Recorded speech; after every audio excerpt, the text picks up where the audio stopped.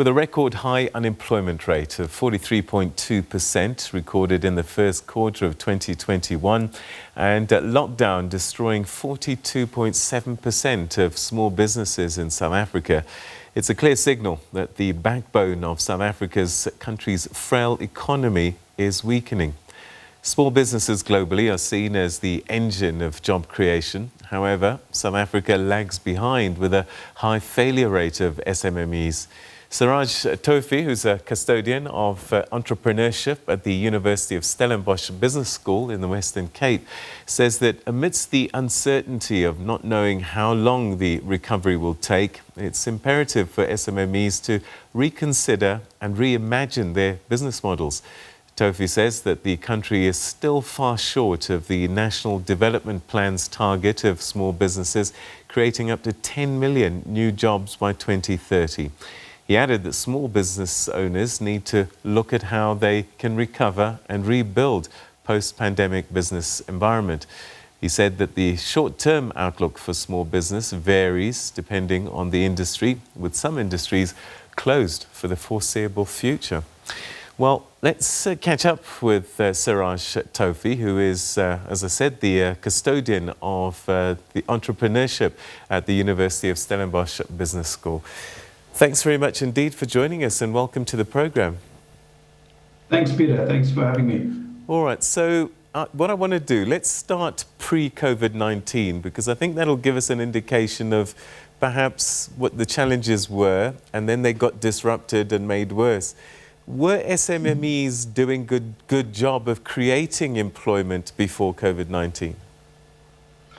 Well, I mean, the pandemic certainly didn't help. So we were doing well as small businesses around the country. I mean, if you think about what happens is the National Development Plan has this dream of creating millions of jobs. But as we see what happens with the larger organizations, they're right-sizing, downsizing, retrenching. I mean, that's more and more people are affected by downsizing of the larger businesses, and small businesses are therefore meant to pick up the slack when it comes to creating the jobs.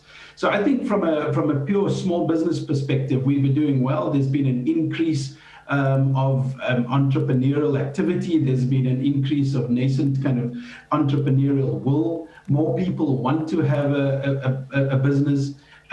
You know, a good 20, 30 years ago, being a business owner was considered really a far out kind of thing to do. You got yourself a big corporate job, you stayed there for 30, 40 years, and you got your gold watch and retired. I think what's nice is that entrepreneurship is now taken center stage as a real viable option. And I think, you know, as difficult as it has been for small business during the pandemic, there's actually been a big uptick in the registration of new businesses as people have found that the side hustle has become the main hustle during COVID. All right. So again, I'm going to keep going back to the pre-COVID because, you know, I think there's behaviors and patterns that were there already. I believe that South Africa had a huge failure rate of small businesses. Something in the region of 70 to 80% would fail within the first 5 years.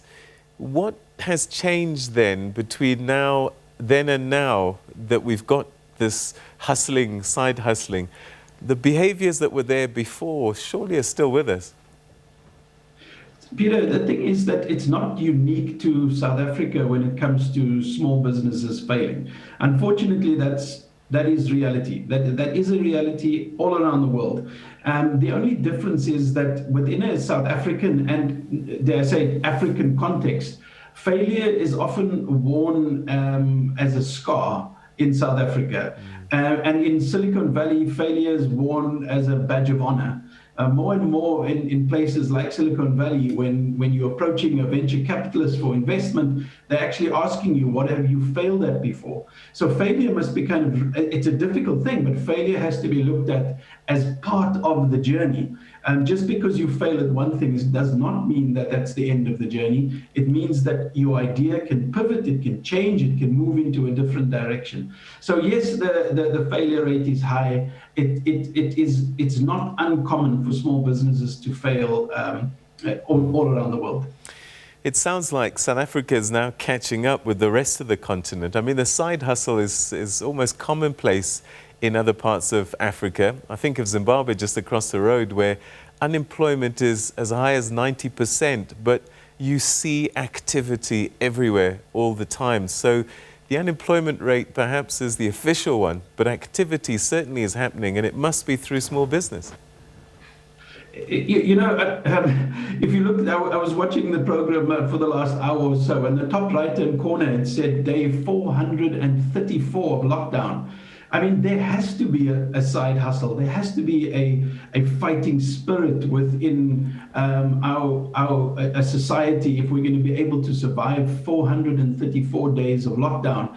And I think we do have a fighting spirit. I think we've got an amazing kind of sense. It's one of those things that are inbred in South Africa, in South Africans of all colors, creeds, and religions in this beautiful country. We have that fighting spirit, and I think that's what is going to take us out and through this difficulty.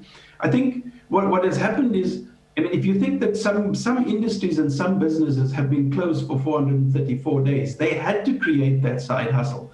And my challenge to the small businesses is that as your business comes back online, because it will come back online, there are many businesses that are totally stagnant right now, not because they were bad, not because they had a bad business model, just because of the overall market shut down.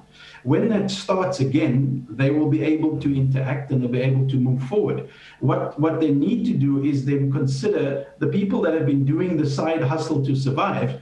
Does that become a second business? Does it become an add-on to their current business? How do they make that grow? How do they keep it going? We as a country need more businesses. Even if they're just employing one person, that's what we need in this country. We need more businesses, more owners taking that self-declaration of independence, where they say, I will look after myself and I will employ one person, I will employ two people. That's what we need as we grow along.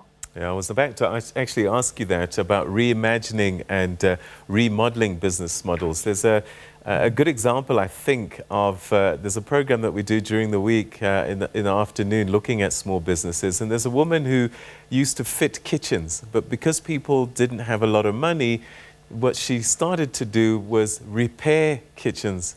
And that was something she wasn't doing before. Is that the kind of thing that you're talking about? Absolutely. I think, what happens is that businesses start and they grow organically. That's the nature of a founder and a startup. You start up in a field that you hopefully know something about. You see there's an opportunity and you start growing. The problem that happens is that you're working so hard in your business that you don't often work on your business because you're hustling as hard as you are as a founder. What COVID has done is it slowed down your day-to-day activity, and it does allow you just to take that helicopter view, take a step back, look at your overall business and say, am I doing the right things? Is my target audience right? Let's start with the customer segment. If my customer segment, if I'm in the tourism industry and my customer segment has been international all along, and during COVID, I now have to pivot and I have to accommodate the locals, can I accommodate both when it all comes back to normal? And in the same way, this person who kind of started doing something else and repairing, when the market turns, and it will turn. I mean, economies are cyclical anyway. It will come back. It's going to improve. You just have to be hanging in there and surviving near the end. It will be the case of those that are still around can pick up the slack of businesses that have closed. There's opportunities to collaborate. I think there's a huge opportunity now to look at how do I work with not only my suppliers, but also with my competitors. We think of business too in a binary way, like I win and you lose. I think we need to change that, and we need to kind of see how can I how can I win and how can my competition also win? There's a term called co-opetition, where you work with you cooperate with your opposition and see if you can actually move forward. And I think it's a change of mindset that we're far more open to now, because almost this desperation of survival, but B, we have the sense that we are all in it together. We have the sense whether it's about taking vaccines and whether I'm healthy or not, I'll take a vaccine so I don't transfer it to weaker people. Or in the economy, let's buy local, let's support.